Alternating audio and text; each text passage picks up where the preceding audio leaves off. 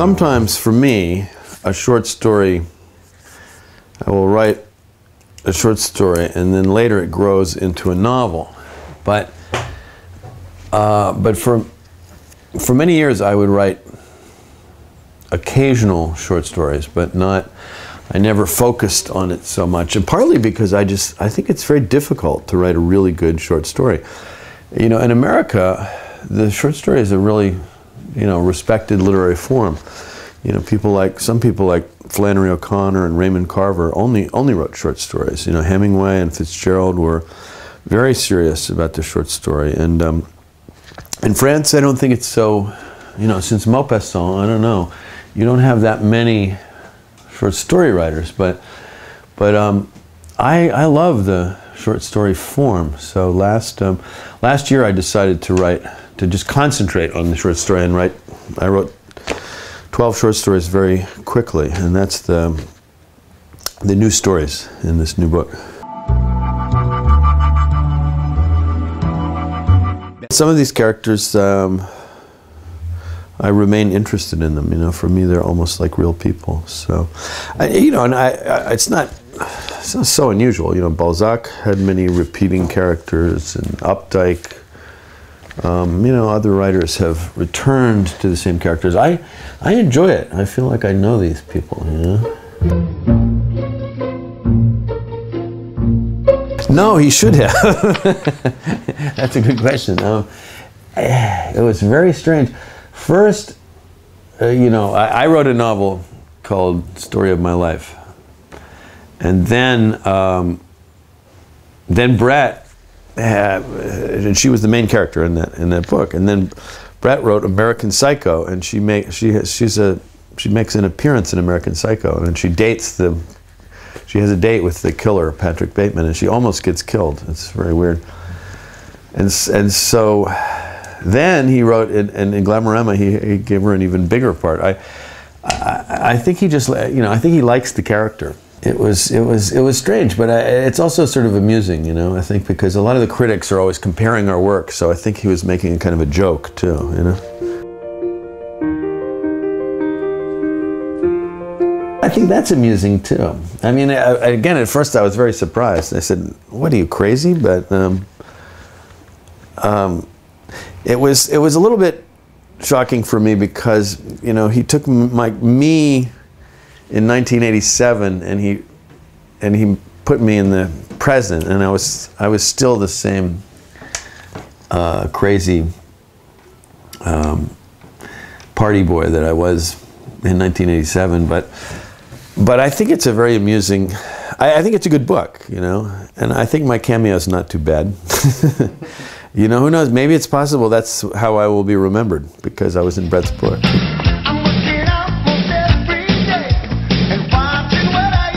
Well, it's just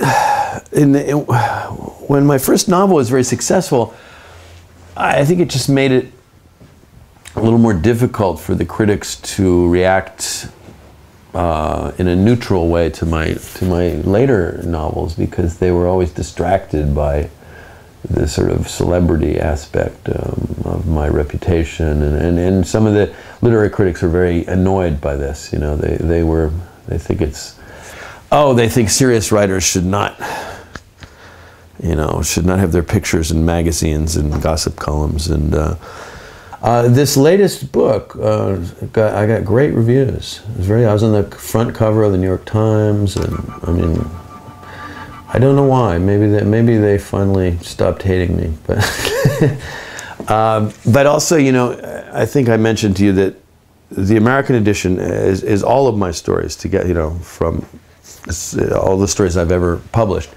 And so a lot of the reviewers talked about my whole career, and for some reason this time they were positive. I've gotten a lot of negative criticism in the past, you know, and sometimes I make the critics very angry, but I don't know. I'm not sure that that's a bad thing. So, you know, one of these stories is written, two of these stories are written right after September 11th, and there's still this terrible feeling of shock, and but it's not so prevalent now, honestly. You know, it's hard to keep a sense of crisis. You know, eventually real life comes back, and people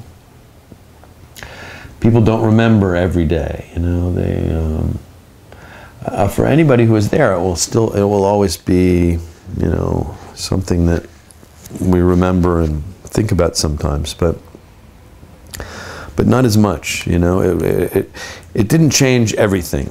Even then, I mean, in some ways, that was the best time in the city. It was a terrible tragedy, but people were very close. You know, strangers talked to other strangers on the street, and everybody was trying to think of a way to help. And I mean, not everybody, but it was a very special time. I mean, it was kind of crazy. Everybody was having sex. Everybody was drinking too much. You know, but the people in New York felt bonded by this tragedy, and it was a unique time. Now, as time goes by, life is more normal, and that's good. I mean, that, you know, life has returned to normal, but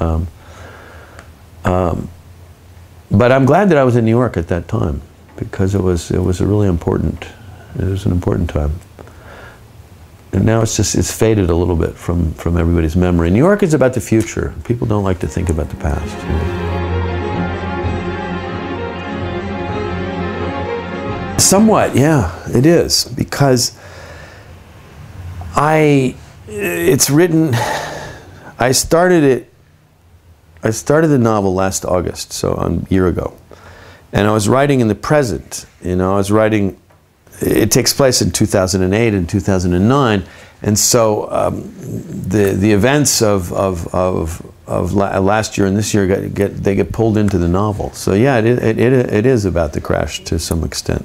You know, it's about a man who loses everything and has to start his life over. He loses his money and his family, and I didn't realize when I started the book how, you know, that I didn't realize that would be a very timely subject, but it seems that it is.